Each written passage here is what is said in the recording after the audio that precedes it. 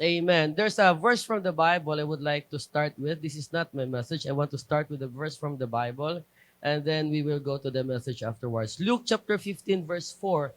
And it's amazing na bago ko ito or na nung nilagay ko ito dito sa aking laptop, hindi ko alam na this will be the very same verse that Pastor Alan will open to. Luke 15, verse 4, the Bible says, "What a man of you, having 100 sheep, if he lose one of them, that not leave the 99 in the wilderness, and go after that which is lost, until he find it." Now, kadalasan, na-miss ko ito, no? Na-miss ko itong statement na ito. And because ang direction ng ating church is outreach, gusto ko lang munang gumawa ng statement bago tayo pumunta sa message. Okay? Paano 99 and then para hanapin ng isa. And it's amazing how you explained it. Let me go a little bit further today about this. One is enough. One is enough para mag-effort tayo. Ang direction ng ating church is outreach. Ang direction ng ating church ay magdala ng kaluluwa. Sabi ng isang nabasa kong statement, this story doesn't really make much sense until you are reminded that that one is you. Parang pag binasa mo lang yung kwento, ba't parang walang saysay? Pero pag nag-reflect ka sa sarili mo na ikaw yung iisang yon, then mas bumibigat ang dating ng kwento sa'yo. Na iniwan ng Diyos ang 99 para hanapin ka lang. Think about this. Ilan tayo sa church? 120. Alam niyo yung pinuntahan ni Pastor Alan na church? 12 people lang yun. Iniwan niya ang 120 for the sake of 12. Because ang church natin kahit papano stable, ang church natin kahit papano growing, ang church natin kahit papano mature. So he needs to go out, spend couple of weeks there mga kapatid para asikasuhin yon, para palaguin yon. And kung titingnan natin practically, parang ganito ang kwento. Hindi po madali ang umalis ng bahay, hindi po madali ang bilang isang asawang lalaki, hindi madali mga kapatid ang umalis ng matagal tapos pupunta ka sa isang lugar. Akala nyo lang yan pa, okay, nag-i-enjoy kasi kung saan-saan nakakarating, akala nyo lang yun. But the reality mga kapatid, hindi. Lalo na yung may mga anak, kagaya namin, siya nga nagdrama na naman eh. Dad, sabi ko sa kanya, dinramahan ko siya, sabi ko sa kanya, malungkot nga ako, hindi kita katabi matulog. Biglang umiyak. Sabi niya, ba't mo kasi kami iniiwan? Sabi ko, mahal kasing pamasahe, be. Sabi niya, iwanan na lang natin si Ate Leia, Ate Jan, Ate Joy, Ate Pim, iwanan lang natin. Kami lang dahil mo. Sabi ko, mahal pa rin. Yung balikan ko sa Tacloban, 7,000 ang ticket. Eh kung dalhin kaming 5, ilan yung 35,000, wala pang hotel. O di ba? Kawawa, lugi. Luging-lugi talaga. Sabi ko, wala kasi be. Umiyak-iyak siya kasi bakit mo kami palaging iniiwan. So mga kapatid, hindi madali ang umalis sa isang bahay. And thinking na yung isip mo nandun pa rin sa bahay na iiwanan mo. Hindi ho madali. But you see, these are decisions that we have to do because just like this story, mga kapatid, minsan kailangan mong iwanan yung 99 na maayos na eh. Confident na kampante ng ating pastor that when he come back the week after this one, mga kapatid, he knows ang dadatnan niya, ang church na dumami, hindi na bawasan. Ang church na lalong naging masigla, hindi nang hina. Because he knows we are a good church. He knows we are a good people. But let us go beyond that. Ilagay natin sarili mga kapatid dito sa understanding na kung si Jesus willing iwanan ang 100 o 99 para sa isa, don't you think it's also proper for us to begin looking for that one soul? Just that one soul? Imagine 120 tayo bago magtapos ang taon. What if makapagdala tayo ng just one soul? December mga kapatid, 240 na tayo. And listen, ang ating Panginoon is very good in calling just a single person every time. Nung gumawa siya ng Israel, sino tinawag niya? Si Abraham. Nung niligtas ang mundo, sino tinawag niya? Si Noah. He's very good in calling one single people. Kaya ikaw, wag mong i-undermine o undermine ang iyong sarili bilang nag-iisa ka lang. At huwag kang malungkot pag nag-outreach ka, sa 3 hours na umikot ka, isa lang nakausap mo. Huwag kang malungkot na sa isang home Bible study, isa lang yung pumunta sa home Bible study mo. Huwag kang malungkot mga kapatid, kasi yung nag-iisang kaluluwa na yan, malaki ang magagawa niyan sa kingdom pag binigay niya ang buhay niya sa Panginoon. Yung isang kaluluwa na yan mga kapatid, Jesus was willing to die for that particular soul. Yung isang kaluluwa na yan. And I like the statement, last statement of the verse, until he find it. No, until he find it. It's amazing na hindi lang sinabi ng Bible na hinanap niya, hindi talaga siya tumigil. Hanggat hindi niya talaga nakita, hindi talaga siya tumigil. I hope we are as committed as Jesus today in looking for this one lost soul. No, basahin natin ang ating text for this message, Joshua chapter 6 verse 1 hanggang verse 5. Joshua chapter 6 verse 1. Still mga kapatid, sinusundan natin yung journey ng ark, kung saan pumunta at anong ginawa. And here we go in the chapter 6 verse 1. If you have your Bible, please open it with me. The Bible says, Now Jericho was straitly shut up because of the children of Israel. None went out and none came in. As the Lord said unto Joshua, See, I have given into thine hand Jericho. Everyone say, given. And the king thereof, and the mighty men of Valor. And you shall compass the city, all ye men of war, and go round about the city once. Thus shalt thou do in 6 days. And 7 priests shall bear before the ark 7 trumpets of ram's horn, and 7 day as you shall compass the city 7 times. Or the 7th day, you shall compass the city 7 times, and the priest shall blow with the trumpets. And it shall come to pass that when they make a long blast with the ram's horn, and when ye hear the sound of the trumpet, and all the people shall shout with a great shout, and the wall of the city shall fall flat. And the people shall ascend up every man straight before him. With the help of the Lord today, our message is taking the promise. Taking the promise. Can we bow our heads? God, speak to us right now. Speak to me and speak through me, God. Help us take the promise that is ours already. In Jesus' mighty name. And everyone say amen. Praise the Lord. Itong kwento na ito mga kapatid ay nag-recount sa atin ng nangyari during the time na ang Jericho ay kanila na i-conquer. And according to Joshua chapter 12, ang Israel ay nakapag-defeat ng 35 kingdoms sa Promised Land. Ulitin ko ang Promised Land na pinangako sa kanila ay na-compose ng 35 kingdoms. And ayon sa record ng Joshua chapter 12, natalo nila lahat itong 35 kingdoms na ito. Okay? These were kings who were more powerful than the Jews. Pag binasa natin itong Joshua, actually maganda siya basahin, kasi makikita mo that every time na nanalo sila mga kapatid, makikita mo yung kamay ng Diyos. Kasi ang kanilang natatalo, somebody that is always greater than them, stronger than them, better than them. And 35 kingdom, lahat. Kasama dyan mga kapatid si Sihon, si Og, at kasama dyan mga kapatid yung 32 na Canaanite kings na natalo mga kapatid ng Israel. And these 35 kingdoms started with Jericho. Now, I can imagine mga kapatid that most of them, malamang most sa kanila, hindi nila naisip na ang Promised Land pala kailangang ipaglaban.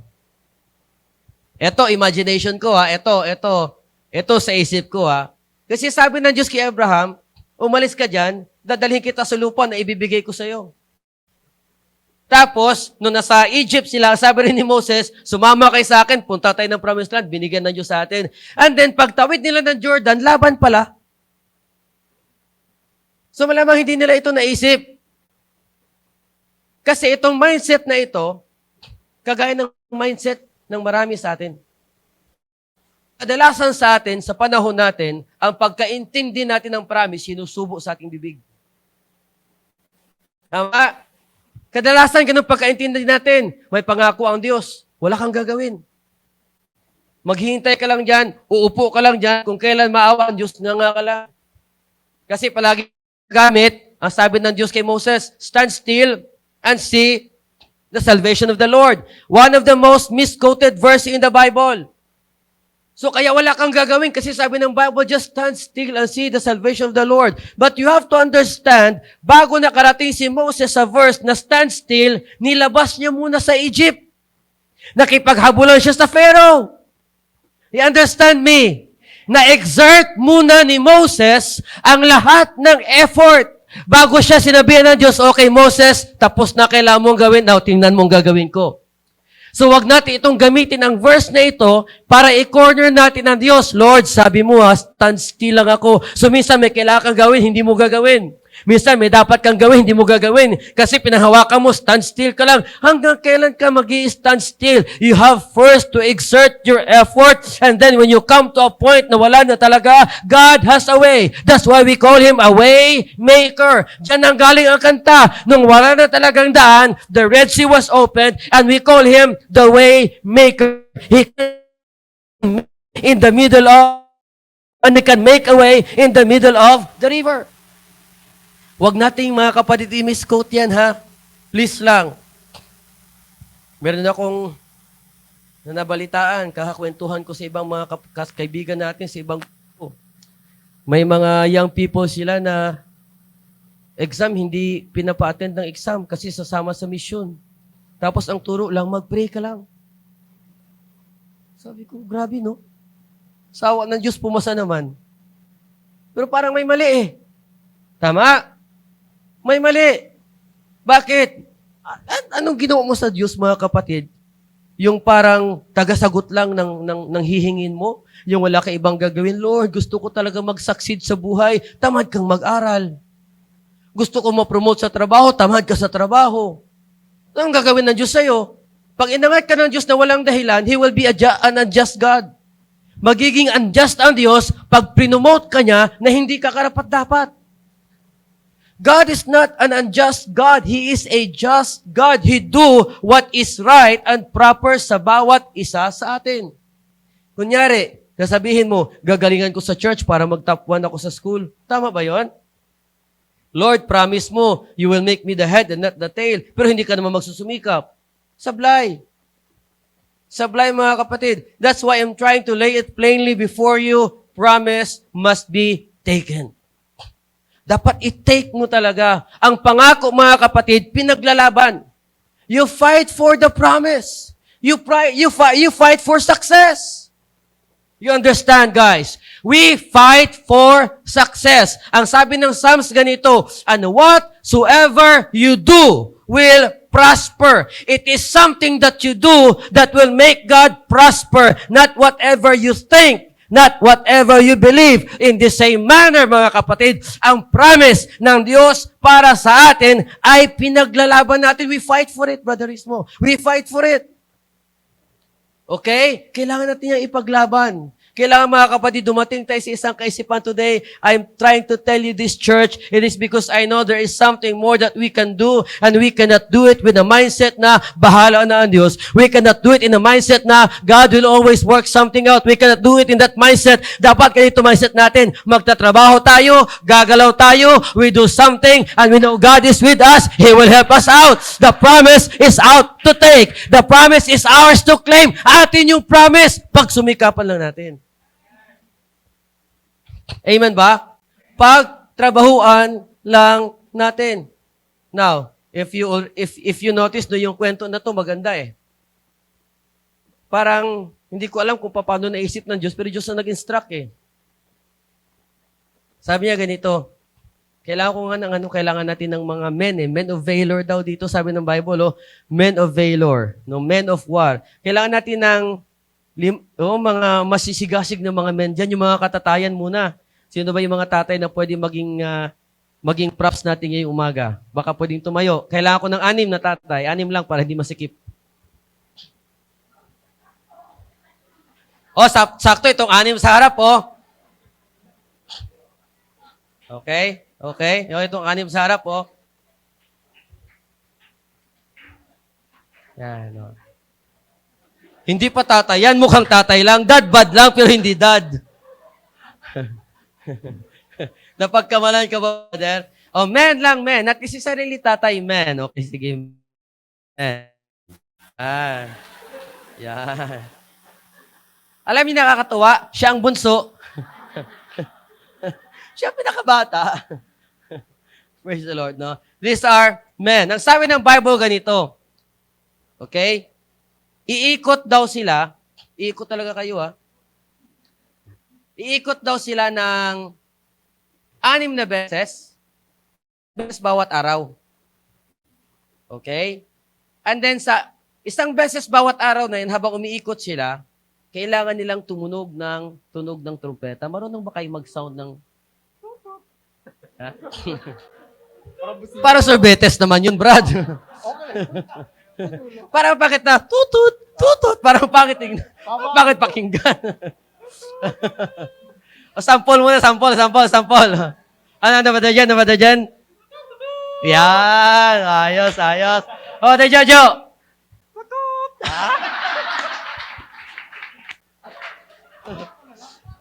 Parang China yung trumpet mo. Wala na bang ibang trumpet na baon dyan?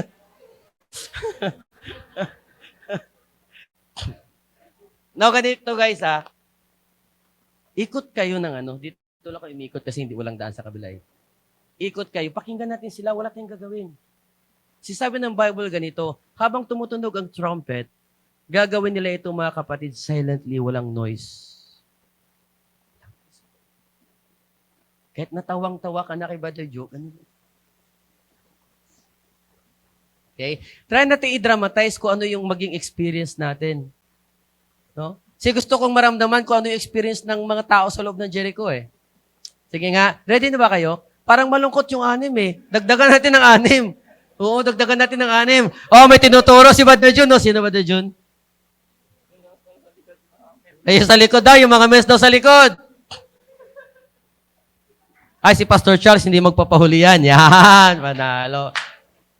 Brother Gilbert.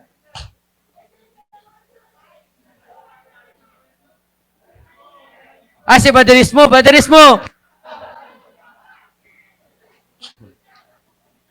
Ay, si Brother Ismo, tumayo na. Yan. Ito yung tinatawag ng men of valor, mga mighty men, mga men of war. Alam niyo yung mga kalalakihang may asawa? Talagang mga men of war ito. Kasi everyday may war Hindi. Hugot. Brother Joe, ikaw ang leader So, ang gagawin muna natin, 6 na ikot na silent. Yan. Tapos, 7 ikot na silent ulit. Sa pinakadulo, abangan nyo kasi sa pinakadulo, sabay-sabay tayong sisigaw. Oh. Maganda sana kung merong merong trumpet dito. Walang drums, trumpet lang. Trumpet. May trumpet ba dyan? Brother Lois, sound ng trumpet mo. Ba, parang mag-yun. Okay ka. Hindi, kasi dapat magta-trumpet Sige na. Uy, nahiya siya. Sige, ready na ba tayo? Guys, we are going to try to reimagine kung ano yung pakiramdam during the time. Sana wag maging comedy. Kasi sabi ng Bible, takot na takot yung mga nasa loob ng Jericho. Dahil sa ginawa ng Diyos. Brother Joe, ilang ulit muna ulit? 6. Yan. Hindi, tuturutot yun. Oo. Tuturutot.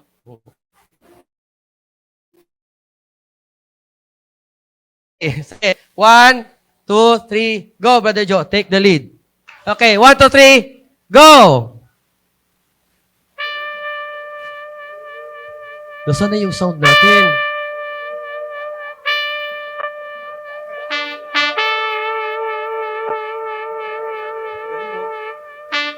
And the Bible says, mga kapatid, na kailangan nilang umikot ng isang beses, isang araw with the sound of the trumpet. And we know yung sound ng trumpet na yan is the very sound na ginagawa nila. Yung sound ng trumpet na bit nila, mga kapatid, is the very sound that they use every time they lift up their praises to God. And the Bible tells them, iikot sila at wala silang gagawin, just making the sound of praise, just making the sound for Jehovah. Walang ibang salita, walang ibang lalabas sa bibig, just making this sound, magnifying Jesus, and lifting up the name of God. And yes, they were just making this sound, just sound for glory, just sound of God, just sound of the King. Ang hindi nakaintindi, matao sa loob ng wall, hindi nakaintindi, pero mga Israelites, alam nila ang kanilang ginagawa. Oh, I can feel Jesus. Oh, I can feel God. Hallelujah. Iba pala ang nangyayari if the man of war will start praising God. Iba pala ang nangyayari, mga kapatid, pag yung mga tao ng Diyos ay magsimula gumalaw ayon sa pagpupuri na inutos ng Diyos sa kanila. Oh, hallelujah. Ilang ikot na tayo? 3. We have 3 more ikot. Woo! Ang ganda ng sound ng trumpet, oh. Brother Jan, dagdagan mo nga ng sound. Brother, dagdagan mo nga ng sound. Give us some cymbals. Oh, hallelujah. Just the sound of the trumpet and the sound of the praise. Hilika mo ho, yasaya kadada mo ho. Ishiha kaya mo ho.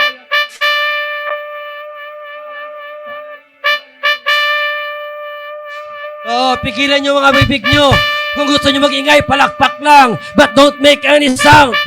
Don't make any sound. Just the sound of the trumpet. Don't make any sound. Just the sound of the trumpet.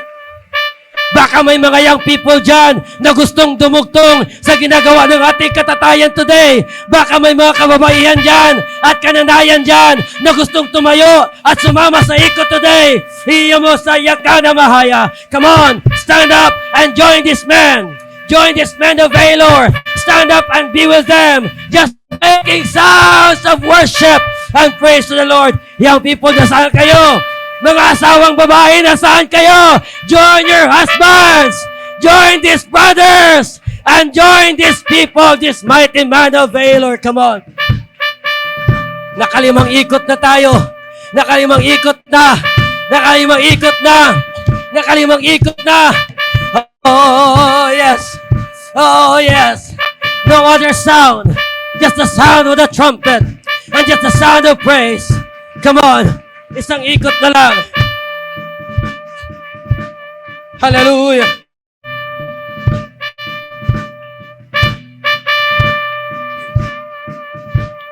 Hallelujah.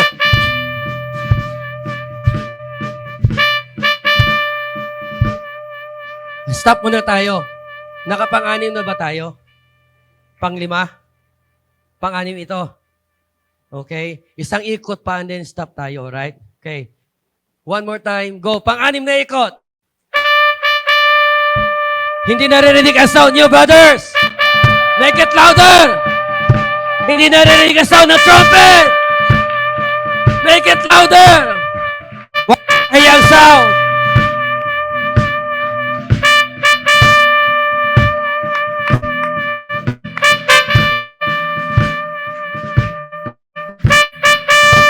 Hallelujah. Amen. Some young people are joining. Some ladies are joining. Some people are joining.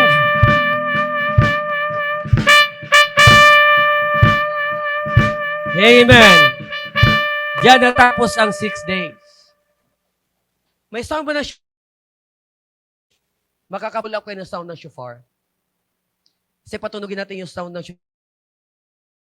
Ang tumutugtog sila. Diyan nagtapos ang 6 days. Itong 7 days, or 7th day, 7 ikot.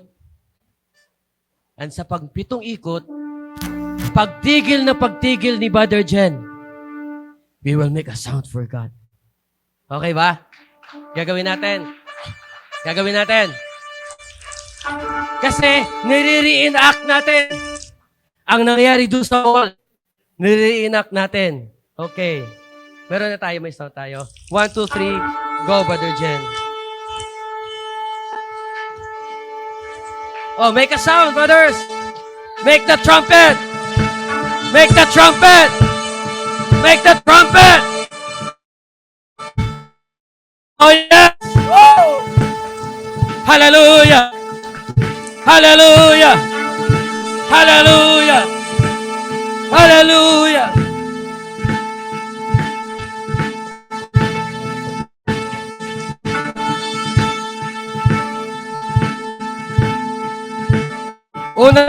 Hallelujah. 6 more to go. Come on, make that sound. We will take our promise. We will destroy the wall. Ikabo. Shikaya Sadabo. Hallelujah. Hallelujah.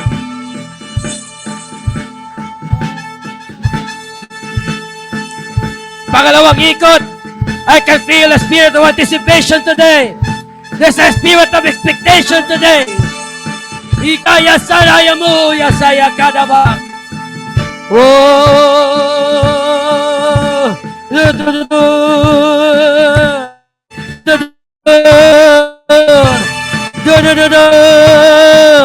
there's the sound of the trumpet. Shikaya Spolayama. Yes, yes, yes, yes, yes, yes, yes, yes, yes. Yes, yes, yes. Woo! Pangatlong ikot. Hallelujah.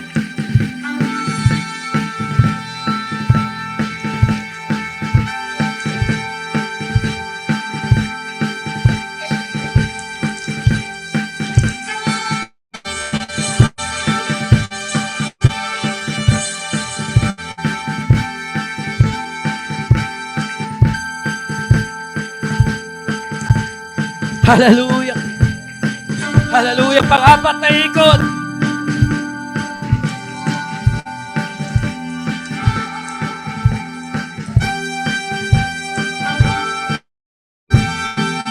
It's happening in the atmosphere. It's changing. Something is building. Ilikaya sa labo. Hallelujah. Hallelujah. Come on, keep making that sound. Come on, keep making that sound. Pang-apat na ikot.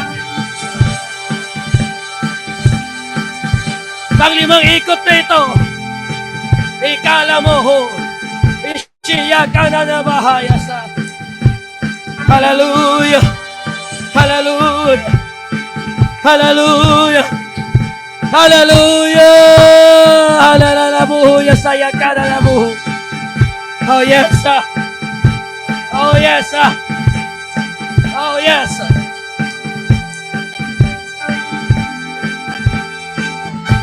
Pang-last na ikot! Woo! Come on, make sound! Make the sound! Make the sound! Make the sound! Olikaya sa dabo! Are you ready? Are you ready? Are you ready? Are you ready? And everybody make the same noise!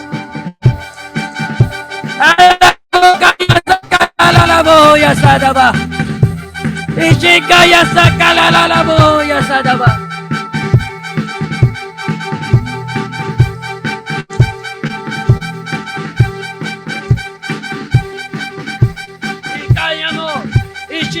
Mo, Ishihiya Sadabo, Otiya Saya Dadaba. And everybody stop. This is what we will do. Going to make a sound. But this time, imagine something is going to break. This is what we're going to do. We will make a sound. Papalakpak ka, hihiyaw ka, sisigaw ka, o kung anong gusto mong gawin na ingay na yan. But imagine seeing that wall before you crumble down. Imagine seeing that wall of na humaharang between sa'yo and sa promise mo na bumagsak. Are you ready? Are you ready? And let the people make a sound. Ika-la-la-la-la-la-la-bu-kaya sa kaya-kaya sa dadaba. Come on! Come on! Come on! Come on! Come on! Come on! Come on! Come on! Ikadadabo kaya sa kalaladaba. Isyekamo kaya sa kadaba. Come on! Come on! Come on! Come on! Come on! Come on! Come on! Come on! Come on! Come on! Come on! Come on! Come on! Oh, come on, come on, come on. Make that sound. Make that sound. Make that sound. Make that sound. Make that sound. Open your mouth and make that sound. Make that sound. Napansin nyo kanina na nung silang 12 lang, parang wala lang. Doon na ikot nila, parang wala lang. Pero Brother John Jit, nung may umikot na ulit, at nung may sumali ng iba, ay nag-iba ang atmosphere, Brother Justin. Nag-iba. Nung may young people na nag-join. Nung may nanay na nag-join. Nung may sister na nag-join. Nag-iba. Why? Because something is different when we are united. Mas may magagawa tayo kung magkakasama tayo. Mas may magagawa tayo kung magtutulungan tayo. Mas may mangyayari kung magkakasama ang bawat isa sa atin at tanggulang natin, masira ang wall kung anong wall man yan. Another point I want to make. There was just obedience in these people. Nung sinabi kong make ang sound, ay kahit na yung lalamunan ni na Brother June namamalat na, ang lalamunan ni Brother Jen, alam ko hirap na, they are making some sound. They are just obedient to what is being given. What does it telling us today? May power po ang obedience nyo sa leadership. May power po ang obedience nyo. Naririnig nyo, the moment you just begin to obey, kahit nahirap ka na, naramdaman nyo, wala tayong may sinabi, just worship, wala tayong may ginanon. Pero habang umiikot sila, being obedient to the command, the worship was just building, the spirit was just building, because obedience in the church is powerful. Listen, church, listen to me very carefully. We're going to take the promised land. And for our church, Metro Manila is our promised land. Hindi batasan lang. Metro Manila is our promised land. But elders, listen. We need you to be obedient, Brother Jen. Brother Joel, we need you to be obedient. Pastor Charles, we need each other to be obedient. At sa pag-obey natin, may time na parang ayaw mo, Brother Joe. May time na parang magtatanong ka, bakit ito pinapagawa? May time na mahihirapan ka sa pinapagawa sa'yo. But because you are obedient, what did you do? Kahit malat na, sigaw. Sabi ni Pastor, sigaw, sigaw. Kahit nahiya ka, lakad. Sabi ni Pastor, lakad. If we have this kind of spirit, we can conquer Metro Manila. Do you understand the power of obedience, church? We don't obey because it's easy. We obey because we are obedient. We don't obey because we feel good. We obey because we are obedient. Kaya pag sinabi ni Pastor, ganito gagawin, yes. Yes. Yes. Yes, as long as it's in the Word, as long as it's in God, as long as it's in the Bible. Yes, yes, yes. And listen, second to the last before we worship again. Yung commitment. Ang mababaw na word ng commitment, continue. Pwede ka namang tumigil eh.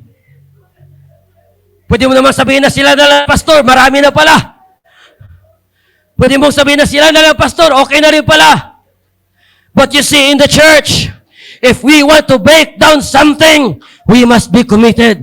Ano ibig sabihin? Magpapatuloy kahit mahirap. Magpapatuloy kahit pagod. Magpapatuloy kahit puyat. Magpapatuloy kahit nahihirapan. Magpapatuloy kahit may struggle.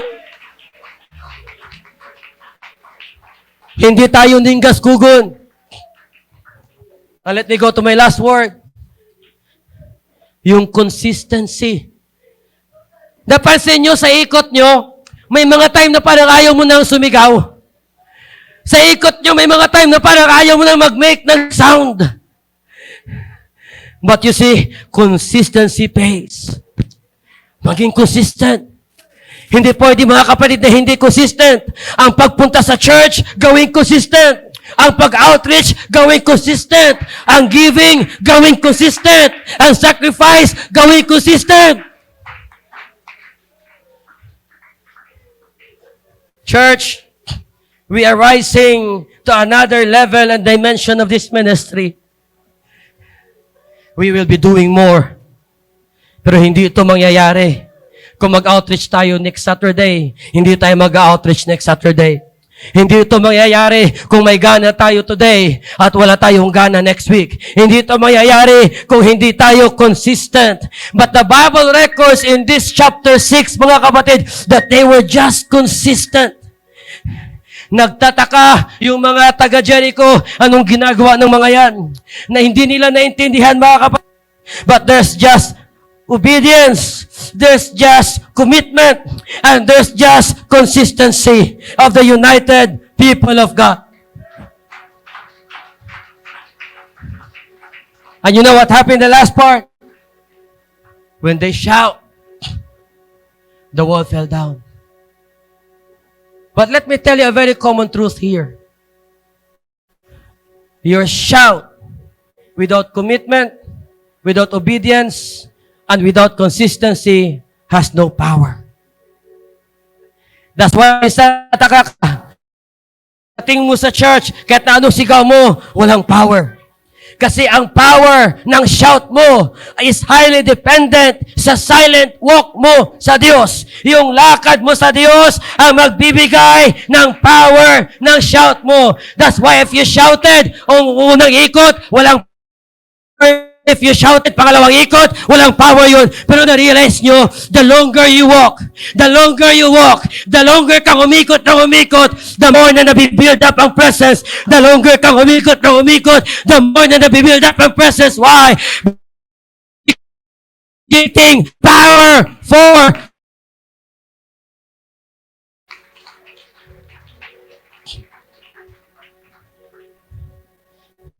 That's why, church,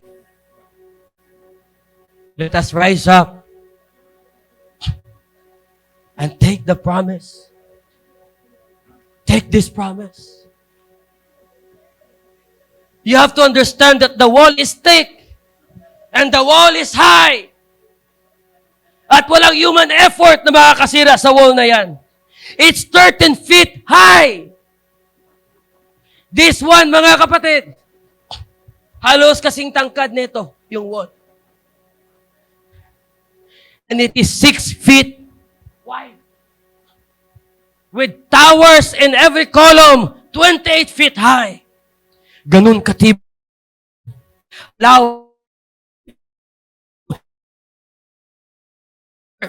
Ang church natin, 200.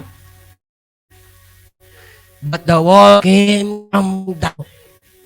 Because they were obedient and consistent and united and committed people na sumigaw at nag-worship sa Panginoon right before that wall.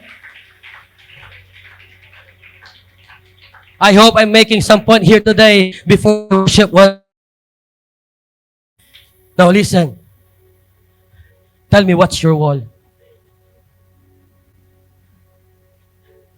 God has a promise for you. But you must know the kind of wall you are facing. So ask yourself, Lord, what's this wall? What's this wall? Parang ang hirap magdala ng bisita sa Kalayaan. There's a wall in that area. But we're going to destroy that wall. We're going to take that wall in Bulacan, Brother Justin. We're going to take that wall. Mr. Ja, yung area dyan, ano ang area nyo? Yung Payatas, there are walls there na hindi natin nakikita. We have to know that wall. We have to know what kind of wall we're facing. But we cannot destroy that wall sa galing natin, sa pagpapaliwanag. We cannot destroy that wall sa galing natin, sa pakikipagkaibigan. We cannot destroy that wall sa galing natin sa pag-invite ng tao. We will only destroy that wall through our commitment, to our obedience, to our consistency, and through our unity with our praises going up to heaven. Now tell me, what's your wall in your life? Alam niyo mga kapatid, sa buhay namin mag-asawa, napakakapal ng wall. Sa totoo lang. Napakakapal ng wall that we need to break for us to have a breakthrough in what God wants me to do. At hindi ko talaga kakayanin. There are times I ask God, Lord, please do something. But this story reminds me that my walk and my shout is enough. Hindi ko pala kailangan maging matalino at magaling. Rather than your walk and your shout is enough. Okay na may profession ka. Okay na may diploma ka. Okay na may galing ka. But in our spiritual battle, it is our walk and our shout that's more than enough to break down any wall that is before us. Are you ready to make a sound once again? Before you make a sound, know your wall. We will make another sound to the Lord together. But this time, your sound must be directed to your wall. Okay? Dapat alam mo yung wall mo. Dapat alam mo yung harang na yan. Dapat alam mo yung sagabal na yan. Para yung sound mo, doon mo ibubuga. Para sa iyo to kahirapan. Para sa iyo to sakit na aking nararamdaman. Para sa iyo to depression. Para sa iyo to problema. Para sa iyo to, para sa iyo to.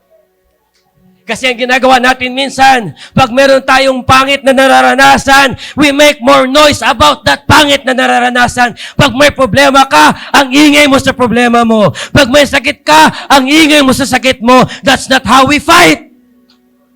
Hindi tayo ganyan makipaglaban. Ganito yan, may sakit ka, pupurihin ko ang Diyos. Hirap na hirap ka, pupurihin ko ang Diyos. You understand? May problema ka, I will make a sound for Him. May sama ng loob ka, okay, pupurihin ko pa rin ang Diyos. It's our power, make a sound for God that will break down our walls. Are you ready? We're going to make a sound. I'm going to give you some moment. Ano yung wall mo? Depression ba yan? Sakit ba yan? Sama ng loob? Kabigatan?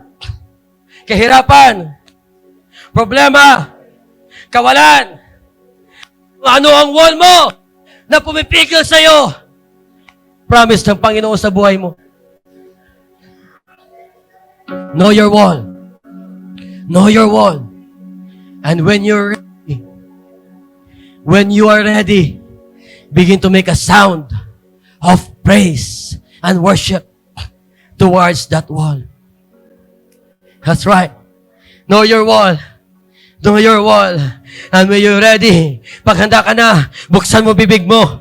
Make a sound. Hindi lang basta-basta sound. Make a sound of praise. Make a sound of worship.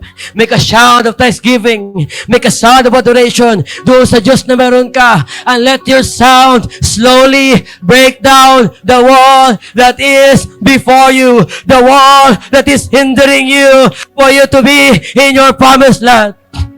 That's right. Come on. Come on. When you're ready, make a sound. Make a sound. When you're ready. When you're ready. When you're ready. When you're ready. When you're ready. If you're ready, make a sound. Make a sound. Make a sound. Make a sound. Make a sound. Make a sound. Make a sound. Come on.